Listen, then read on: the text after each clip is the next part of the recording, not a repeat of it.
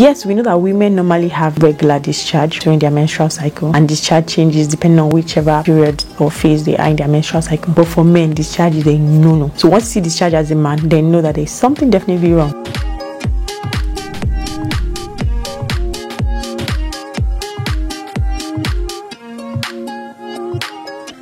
What's up, beautiful people? Welcome to another exciting episode of Pillow Talk with Dr. O. You already know. So today we're going to discuss something very interesting as always, and I'm getting sound cliche because I say this all the time, but yeah, like I say, we only discuss interesting topics up in here. Okay, so basically there are a lot of people that are walking around with sexually transmitted infections that don't even know they have sexually transmitted infections, either because they can't identify the symptoms or because they are ignoring the symptoms, or for whatever reasons they think the symptoms are just minor or they are normal or they're something they can live with. But the truth is, the earlier you detect a sexually transmitted infection and treat it, the better for everybody. Because first of all, if you're not treating the infection, it's only going to get worse. Second of all, you're going to be spreading it and giving we doctors a lot of work to do. So if you want to be nice to us and not give us too much work, then you need to be observant about your body. Okay, so now the jam question: how can I identify if I have a sexually transmitted infection?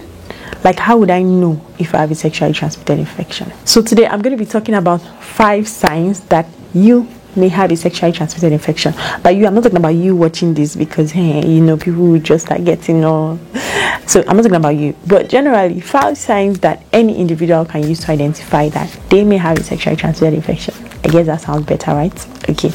So the number 1 sign that a lot of people sometimes tend to ignore, but for men they don't really ignore this, is discharge. So any abnormal discharge from the private part, that is a red flag sign for a sexually transmitted infection. Because yes, we know that women normally have regular discharge, right, during their menstrual cycle, and discharge changes depending on whichever period or phase they are in their menstrual cycle. But for men, discharge is a no-no.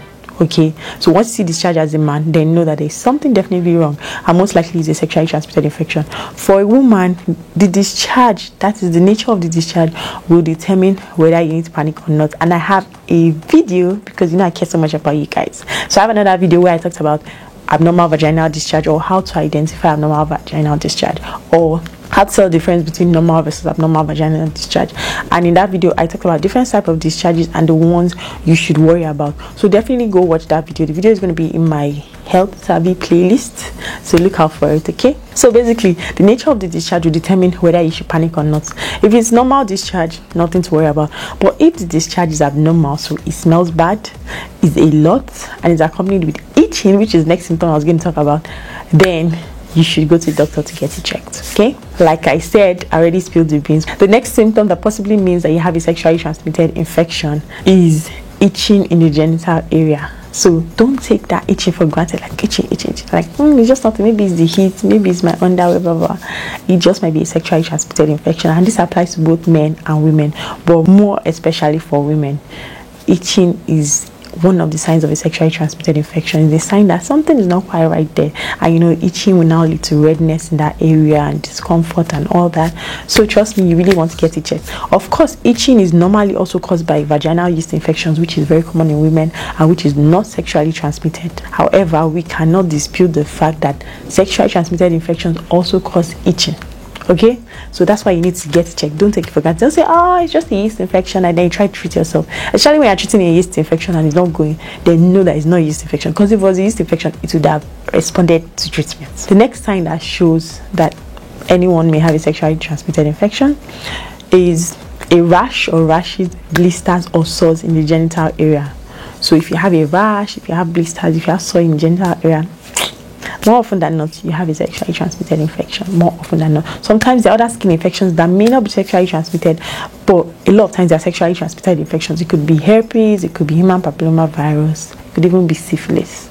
So you want to get that checked so you're not going around spreading it. And those infections, especially the ones that come with skin lesions, so skin lesions mean abnormalities in the skin, they are usually contagious, very contagious. All you just need to do is come in contact with them and you get the infection as well. So trust me, you don't want to be on that side of the table. So if you notice anything abnormal down there, get it checked with your doctor today. don't waste time today. Maybe you finish watching this video, just go and meet your doctor. And if it's at night, go the next morning. Okay, the next time which I want to talk about is painful urination. So when you feel pain when you go to pee, when you are passing urine and it's painful, it's either one of two things: you have a urinary tract infection, or you have a sexual tract infection, which of course affected the urinary tract, which is also a UTI, but then it's sexually transmitted. And one of those infections that manifest like that is gonorrhea.